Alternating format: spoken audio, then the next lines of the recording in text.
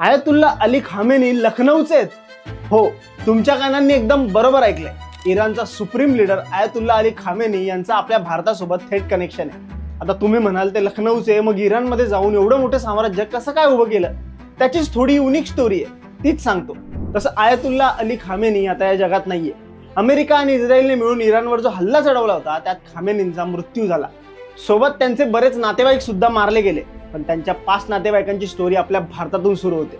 तुम्हाला माहितीच असेल, 16व्या शतकापर्यंत जवळपास संपूर्ण नॉर्थ इंडिया इस्लामिक राजांच्या अंडर होता. मुघलांनी त्यावेळी यूपी मध्ये जे युनायटेड प्रोव्हिन्स होतं तिथे एक अवध रियासत बनवली होती. अवध म्हणजे आजचं लखनौ. आता रियासत मुसलमानी, त्यामुळे मुस्लिम मेजॉरिटी बक्कळ.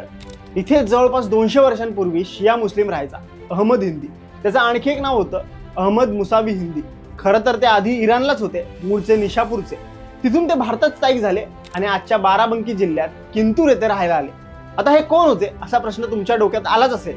तर हे कुटुंब शाही इमाम किंवा सय्यद होते.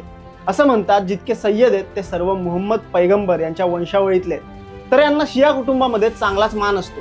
बरं, याच अहमद मुसावी हिंदीचा जन्म इथेच भारतात झाला 1800 साली. त्यावेळी ब्रिटिश भारतात आपली मुळं घट्ट करत होते. भारतीयांना अनेक नियम कायदे लागू झाले होते. 1834 साली अहमद मुसावी हिंदी हा धार्मिक यात्रा करण्यासाठी इराक आणि इराणला गेला. पण त्याला भारतात ब्रिटिशांनी परत येऊ दिलं नाही. त्यामुळे तो त्याच्या कुटुंबासोबत इराणमधल्या खामेन इथे स्थायिक झाला. इथेच कुटुंब वाढलं.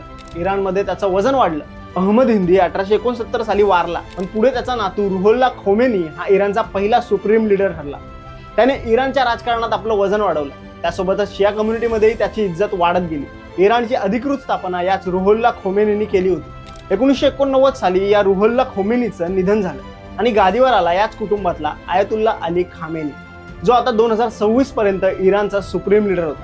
पण अमेरिका आणि इस्रायलचा टार्गेट झाला. एक गोष्ट चांगली की त्याचा पंजोबा होता तो अभिमानाने आपल्या नावापुढे हिंदी असं मिरवायचा.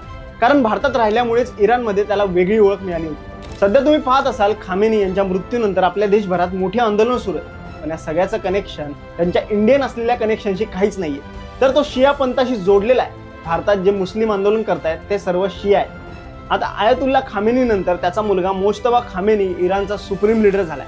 पण त्याच्या डोक्यावर अमेरिका आणि इस्रायल अजूनही बसून आहे. सोबतच मोठ्या प्रमाणात हल्ले सुरूच आहेत. इथे मिडल ईस्ट मधल्या 7-8 कंट्रीज इन्व्हॉल्व्ह झाल्यात.